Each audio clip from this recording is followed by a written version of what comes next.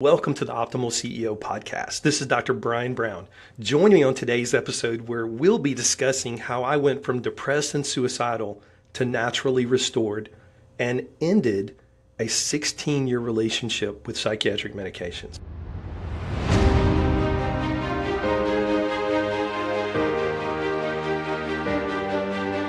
Here at the Optimal CEO podcast, we help CEO entrepreneurs who love taking ownership of their wellness journey because they know it's their most prized investment. And when their state of wellness is at its peak, their income soars. We want to help relieve CEO entrepreneurs from the pressure of unnecessary health exposure so they can be highly focused on growing their business and physically optimized for the journey so they can enjoy getting there.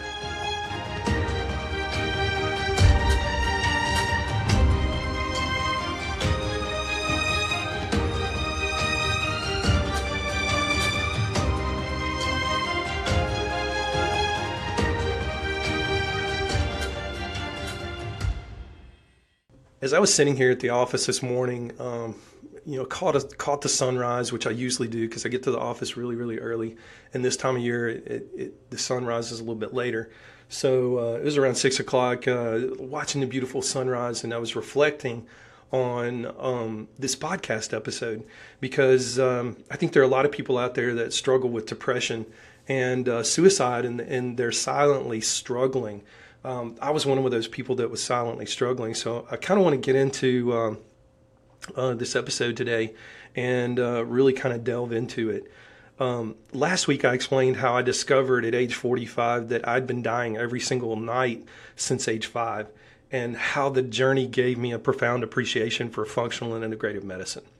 I also discussed why a blended approach is the best approach to wellness and why many wellness gurus are simply off base when they tell you that their way is the only way, because it's actually the availability of blended options that bring about wellness success in this complex system we call the human body. Today I'm going to continue my story and tell you how I found a way to get off of psychiatric medications after 16 years, which, for those of you who don't know, a 16-year journey with psychiatric medications and to be able to come off of them is quite a feat. Most people end up staying on medications like that for life when they're 16 years in. But anyway, let's get started. I've been practicing psychiatry since 1998, for those of you who don't know me. I've treated children, unfortunately, as young as age 5, something I'm not really proud of, but it did happen. And at the time, it's all I knew. I was doing exactly what I was trained to do. I've treated adolescents, I've treated young adults, I've treated middle-aged adults and senior adults. As I'll explain in a few more minutes, the bulk of my patients were middle-aged adults. In that time, I've treated thousands of patients who were not content with life. If happy is defined as feeling or showing contentment, then I've certainly met a lot of people who were not content and not happy with life in their present situation. Depression and anxiety are rampant in the Western world, yet the only answer that traditional medicine seems to have is in the form of developing the next, latest and greatest magic pill. I've actually been one of those discontent, unhappy people myself. All my life, my only desire was to be a doctor. I'd kind of felt that way ever since I was a young boy. It's all I've ever dreamed of. It's all I ever talked about. And my family actually got sick and tired of hearing it. And it's literally what I had my sights set on through my entire school career. I wanted to help other people and was really kind of hardwired from birth to be very empathic and a caring individual. Also, in my mind, it was a way for me to find some happiness. I developed a hardworking nature right from the start. So hard work was not something that I ran from. I started mowing yards when I was about 9 years old, really and truly an entrepreneur. I remember a fundraiser one time that we did for the Muscular Dystrophy Association, And I won in our town of about 45,000 people. All the schools, all the elementary schools were involved, and this was like a fourth grade event. In fourth grade, I beat everybody on door-to-door knocking and fundraising. So I've had that entrepreneurial spirit for a long time. I've done everything from flip burgers to when I was 15 years old, I started that, to changing oil at a gas station, to pumping gas at a gas station, patching flat tires, washing cars.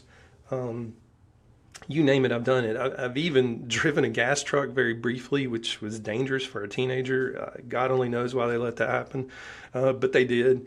I think probably, well, I know I didn't have the license to do that, but I did it anyway because that's what my boss wanted me to do. That's a story for another day. Also worked at UPS unloading trucks when I was in college, kind of paid my way through college that way. And I've also worked as a service station attendant, working behind the counter, through my college years. So not immune to hard work. I'm thankful for those experiences because they've kind of gifted me with the work ethic and people skills that I have today. Because of my hardworking nature, the academic rigors of my professional training were actually second nature to me. As evidenced by the fact that I made straight A's all the way through high school, undergraduate, and graduate school.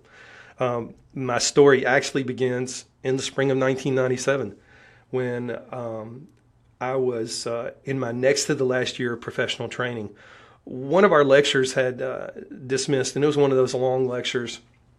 We were taking like a 30-minute break, and it was a beautiful spring day. The tulips were in full bloom in the park across the road, and I could go out on this third floor balcony in our lecture hall building and just kind of get the fresh air, enjoy the tulips, and just kind of take a break from everything.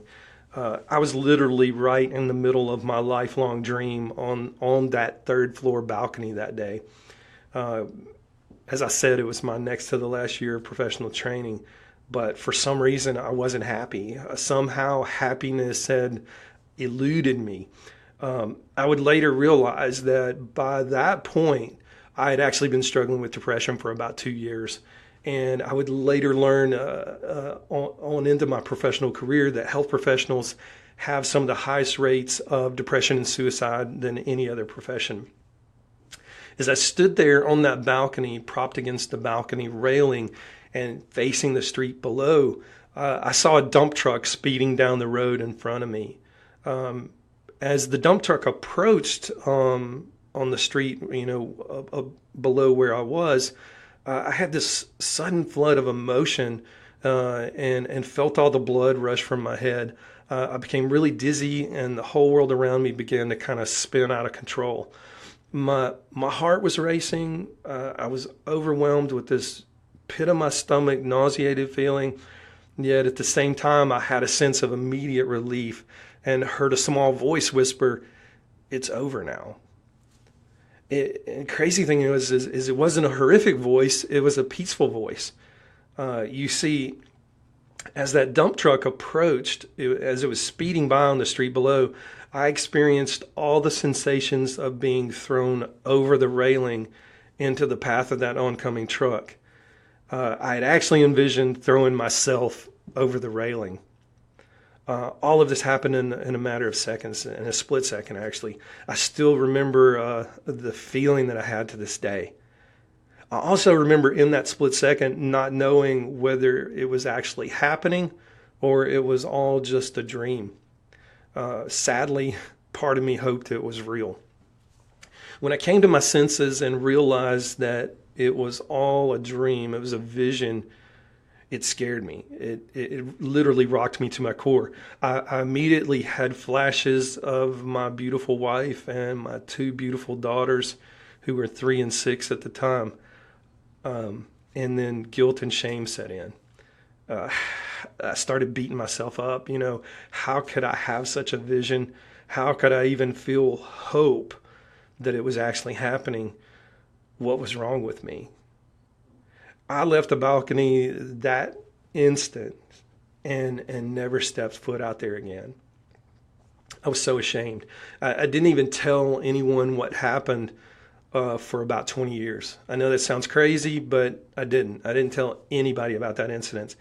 And it wasn't until about a year later that I confided in a professional peer, a colleague, that I had struggled with depression and anxiety.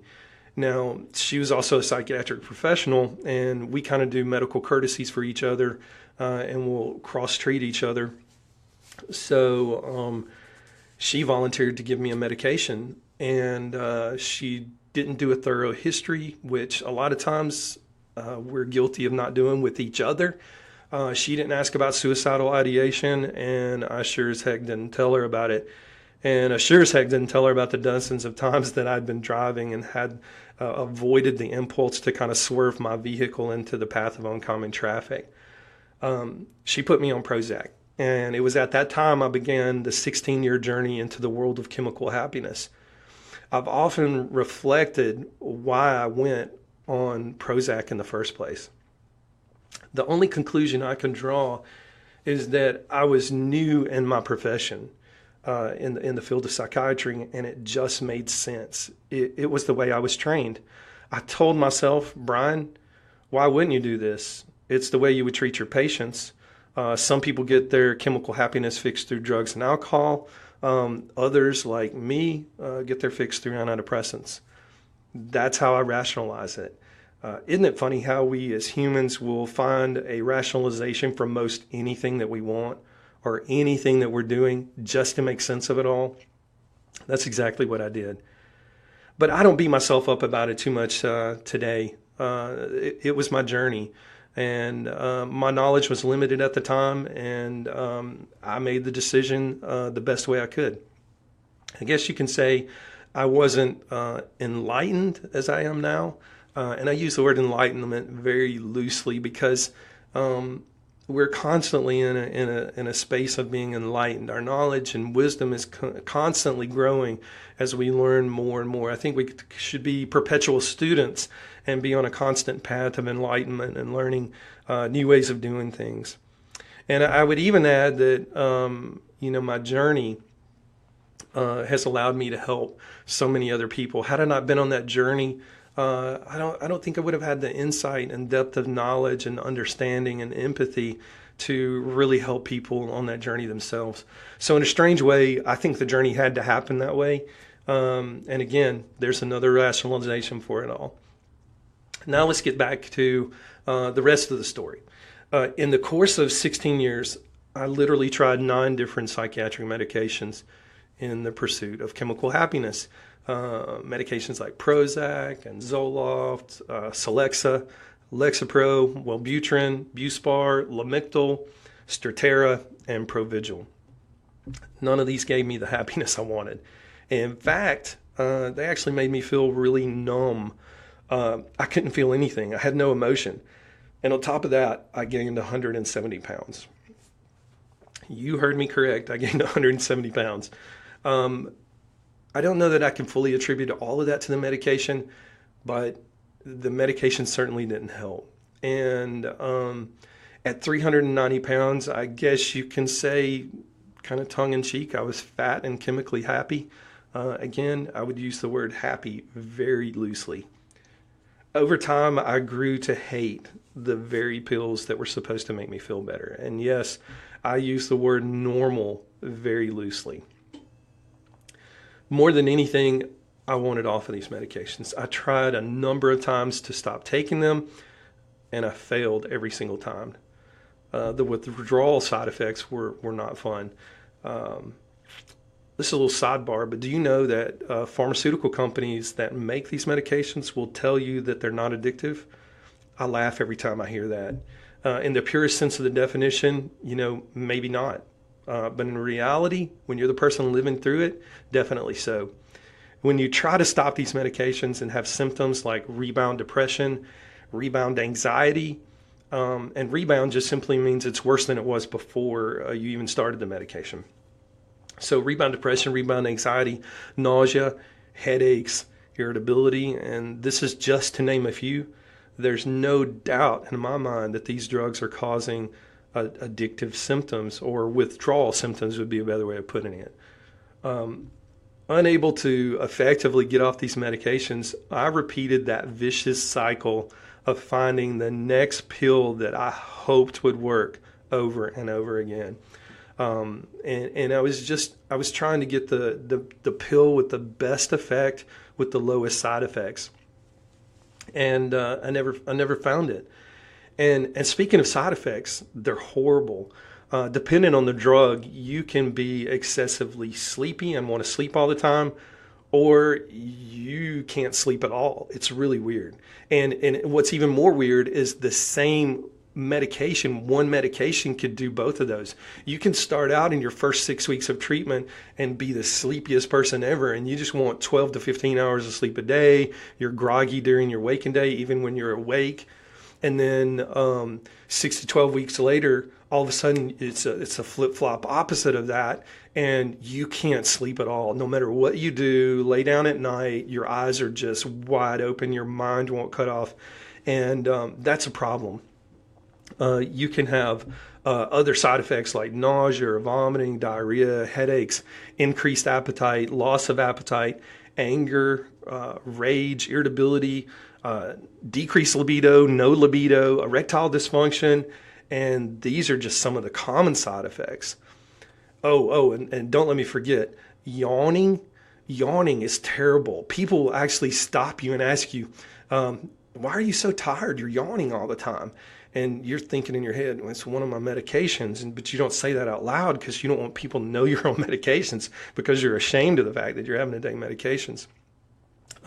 Regardless of what we want to think in society, being depressed and having to take medications, either one of those, even if you're not on medications and you're still depressed, it carries a stigma with it today. And if you see somebody in the mental health field, it still carries a stigma with it. During my personal 16-year journey into quote-unquote chemical happiness, unfortunately, I was treating patients the same way I was being treated, with the same exact medications. They were dealing with the same side effects, and they were dealing with the same withdrawal symptoms. But you know what? I followed the mantra of my professional training and just accepted that this was the way things were supposed to be. Again, I rationalized it with another professional mantra that we were offering the very best treatments available at the time. After all, what other treatment options were there? How naive was that when I look back to say what other treatment options were there? But it's where I was at the time. During that time, I mostly treated patients who were in their mid to late 30s and older. They would come into my office. They would sit down for that first initial visit. They would tell me that they're feeling depressed, they're sad, they're crying all the time, they're unhappy. Some of them would have reasons to feel that way, like a recent loss or of some kind, or a major change in their life. But even at that, many of them would follow that statement of why they were there with, but I know it's not depression. It's got to be something else. It's got to be some kind of chemical imbalance. Most of the time, they would follow it with a laundry list of psychiatric medications that they had tried, and none of which had worked. Kind of like my personal story.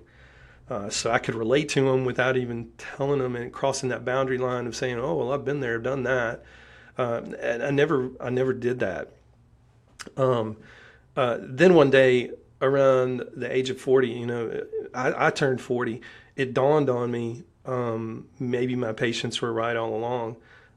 I'd started feeling the pinch of midlife, and I had already gained the weight, put on an extra 170 pounds. I had started kind of working on it. I'll talk more about that in the next podcast, about the weight loss journey.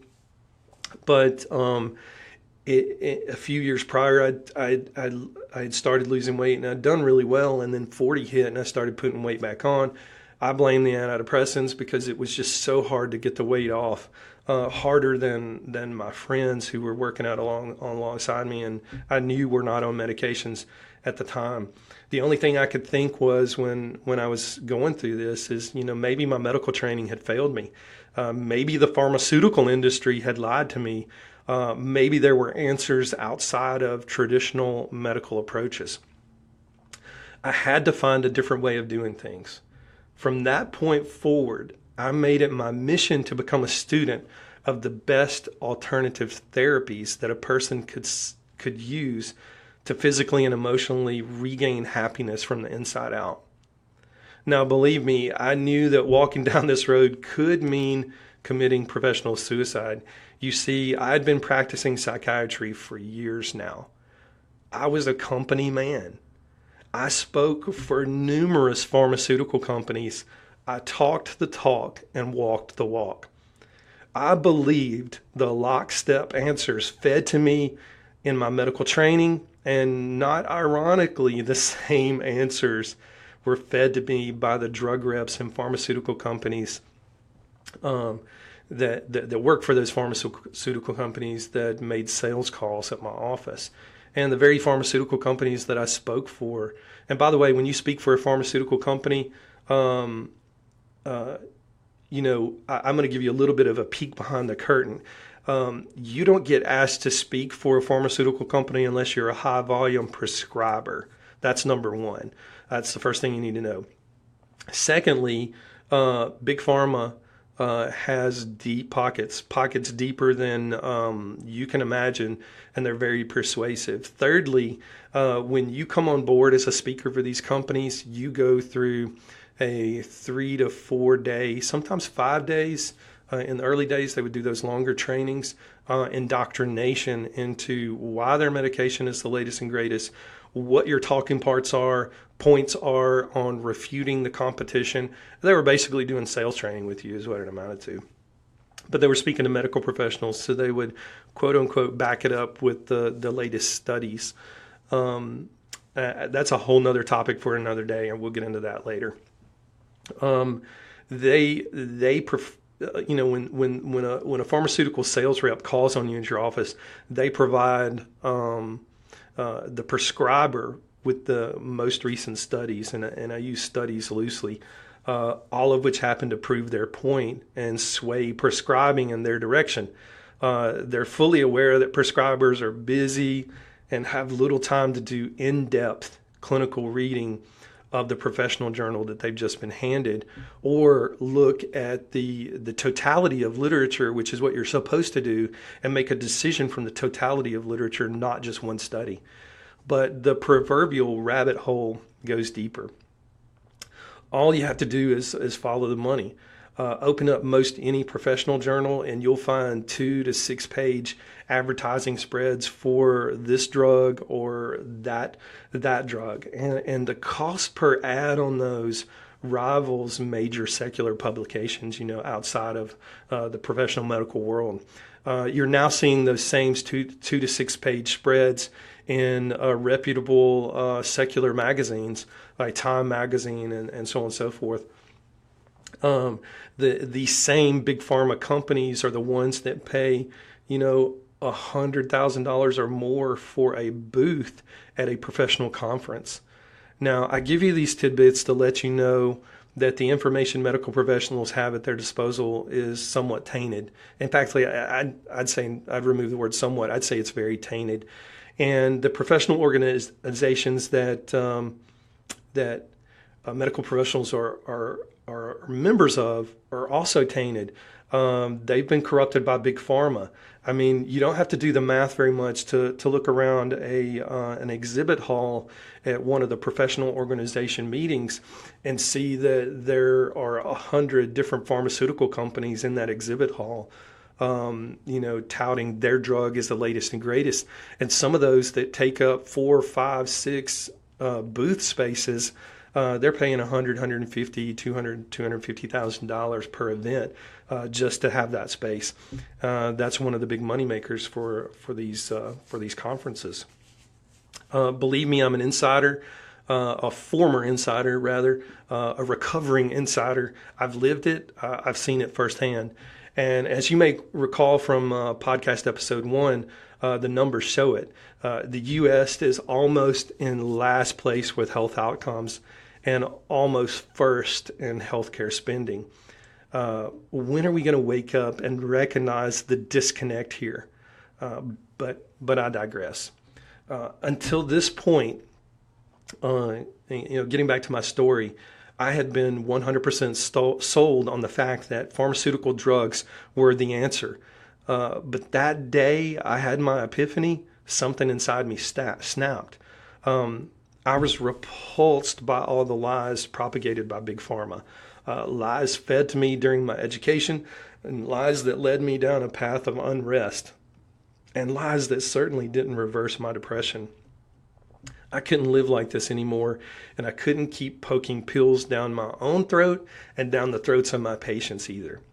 You might say I had a professional midlife crisis. I refer to it as an awakening. I remember resolving in my mind that I couldn't do this anymore. Either I was getting out of healthcare altogether, or I was going to reinvent myself.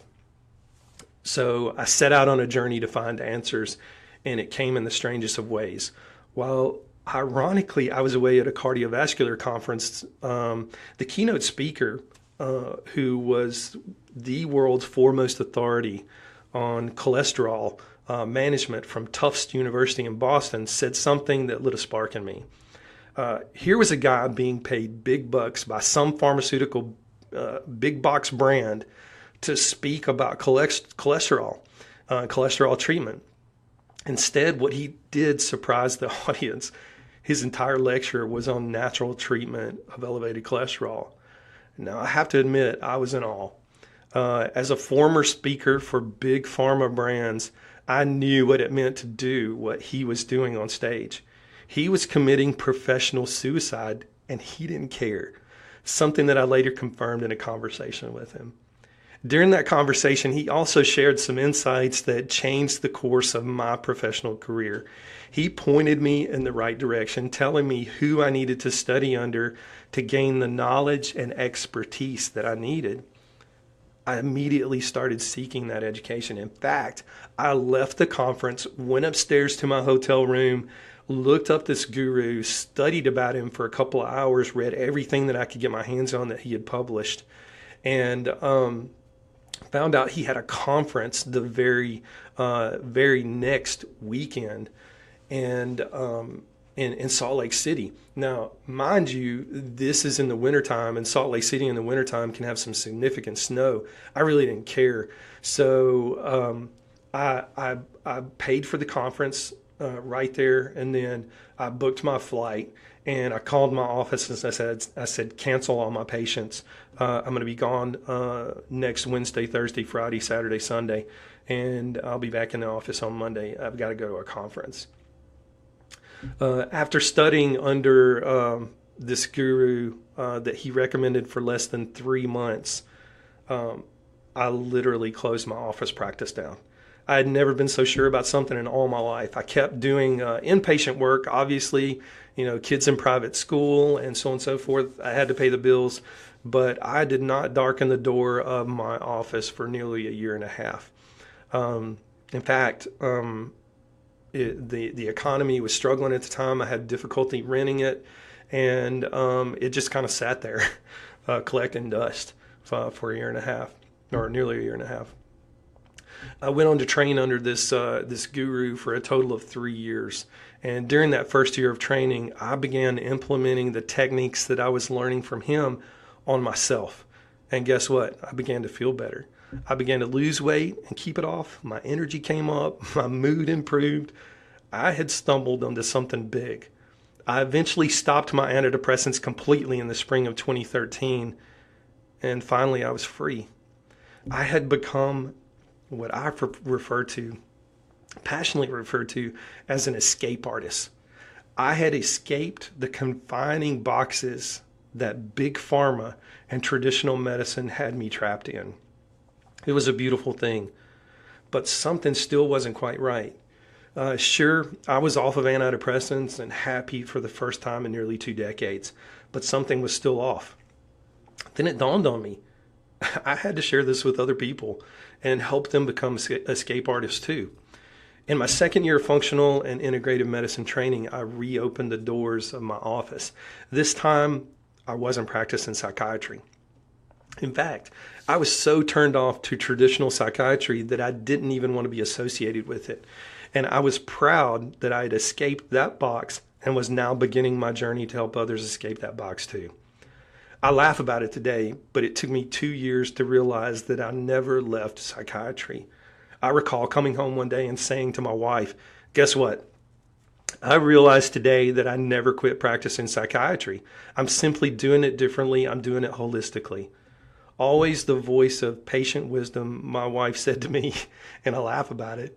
I was wondering how long it was going to take you to figure that out. You see, it wasn't enough for me to transform myself. I had to pay it forward. I had to share my secret with other people, a way to get out of the confining boxes that traditional medicine, big pharma, and others try to put us into.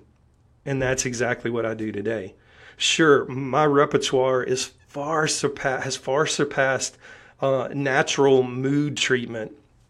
In my office, we manage things like autoimmune disorders, obesity, nutritional deficits, PCOS, menopause, andropause, gut health issues, and thyroid dysfunction, and that's just to name a few. But since this episode is focused on the natural recovery from depression, I'll leave you with this. Throughout my years of traditional psychiatry and functional psychiatry, a few things have remained consistent. Research shows that women and men in their early 30s begin to experience a decline in hormone activity by as much as 1 to 2% per year, and this decline continues through the rest of their life. Now, I don't think it's a coincidence that according to the National Center for Health Statistics, women age 40 to 59 have the highest rates of depression over any other age group. In fact, that number is 12.3%. Also, suicide rates among men are the highest in their 50s. And regardless of gender, those age 40 to 59 are the least happy when compared to every other age group. Sadly, with hormone disruptors in our diet and in our environment, we are seeing the ages for these statistics drop. So, is hormone decline the cause of this depression epidemic in adults age 30 and over? I certainly think it's one of the main causes. In fact, since I've been practicing functional medicine, I've developed a very good track record at helping people avoid antidepressants and helping them come off of antidepressants, all by natural means. And now that I have a functional medicine background, when I look at those in their late teens and 20s, I often find nutrition, diet, gut health, PCOS, and or thyroid issues as the cause for their mood issues. And now many of you listening to the podcast may have been struggling silently for years, or perhaps this is a new struggle. Either way, you need the help of a functional and integrative medicine provider, because most likely your regular medical provider doesn't have the necessary information to help you take back control of your life. Don't be forced into boxes of an antiquated system that you have no business being put into, boxes that follow old, unchallenged treatment modalities. You can easily find yourself in a cycle of being bounced around from doctor to specialist to a new doctor, a new specialist, with different results every time, but none that clearly resolve your issues and none that clearly give you any answers. Sadly, when traditional medicine can't find the answer to what ails you, it will typically use depression and anxiety as the default diagnosis box to put you into. If you don't take away anything else from this episode, I want to leave you with this. I want you to be informed. I want you to know your options, and I want you to stand up for better alternatives and find your voice. Join me next time where I'll be talking about the last segment in my personal journey, where I went from 390 pounds to fit without any diet pills. Here's to your personal wellness journey. May it be one with an open mind, and may you become a highly optimized CEO entrepreneur. This is Dr. Brian Brown signing off. See you next time. I'd like to personally thank you for listening to this episode of the Optimal CEO podcast. I hope you found today's podcast informative and helpful on your personal optimization journey. You see, we love our Optimal CEO entrepreneurs, and thanks to people like you, the Optimal CEO community is growing. You can help us with that continued growth by giving us a like, sharing this podcast with your friends, or subscribing to our podcast feed. This is Dr. Brian Brown. Here's to you being the most physically optimized CEO entrepreneur possible, so you can have an even bigger impact on the world through your business. See you next time, and thanks again for listening.